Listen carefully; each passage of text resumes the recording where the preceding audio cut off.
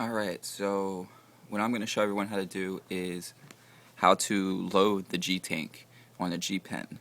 All the videos out there so far suck, including the ones from G-pen. So let's show you how to load it and what it's all about. This is the G-tank. This one's already loaded, and I'm actually not going to load anything else in here. What I'm going to tell you is how I did it. We got a Maui Wowie CO2 oil. You can use any oily substance, but make sure it's oily. You don't want to use something, say,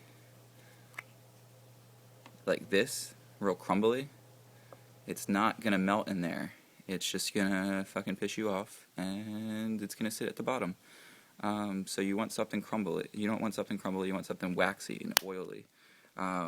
You don't even really want to load the tank with something like this as your base load. What I mean by base load is, if you look at my tank, at the bottom is all the oil. Okay, the heating element's at the very top. Right there, that circle is the heating element. There's two wicks that go up to the heating element and down to the bottom of your tank reservoir. That's how the oil is getting up to the heating element. So if your wicks are dry, then the oil at the bottom is not going to creep its way up to the heating element and heat. So you want to use oil, and the first time that you fill this, you want to take your skillet tool that they gave you, and you want to take the oil, which this one's already pretty much gone, and you want to scrape all the oil up, which should be real easy if you're using the right oil. It should be pretty much almost melting down on the heat of your hand. It should start to get liquidy. That's the right stuff that you want to use. So you get it all up, and then you just want to take your skillet tool right over the top of your tank, heat the skillet tool up a little bit to make that oil drip right off of it, and don't worry about trying to get on the sides. You want to just get it right on the top, right onto the top of the wick and the heating element, so that when you heat it up for the first time, it melts into the wicks, because you want to soak your wicks.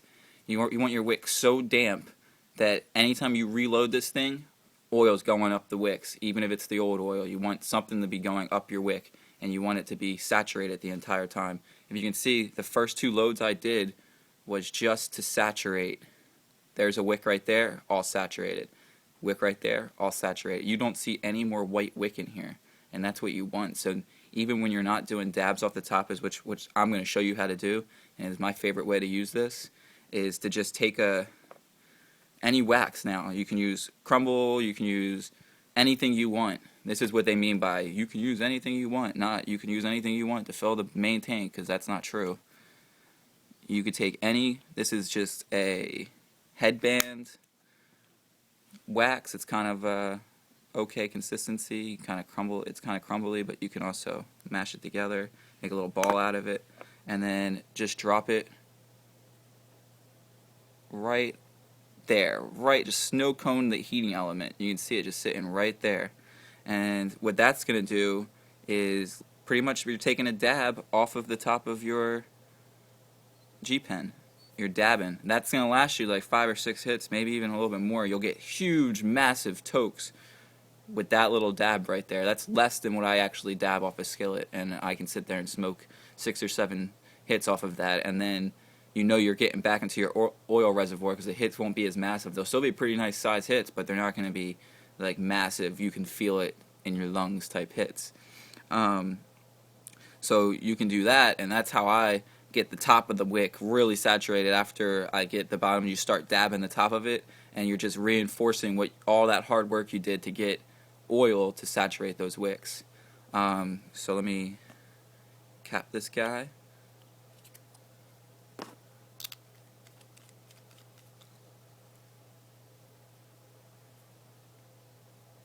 And what I do is I don't just start trying to hit it right away, and I don't hit it sideways once I put a snow cone in there. What I do is I'll let the heating element kind of let that melt in for a second, and then I'll take my hit downwards.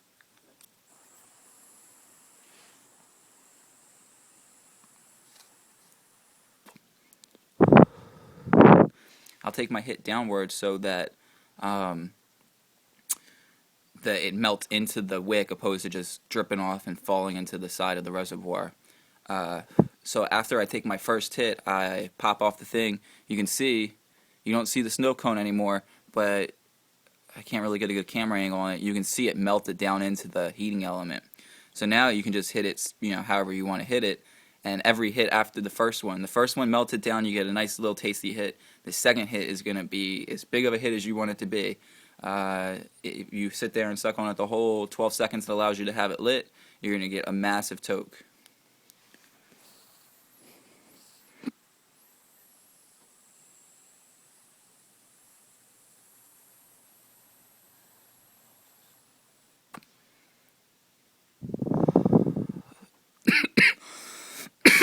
Oh yeah. So that's how you fill the G-tank. Hope that helps. Knowing that the wickening system is the way that it pulls up and that you have to saturate, that really helps. Knowing that you can snow cone the top and do dabs off the top, that really helps.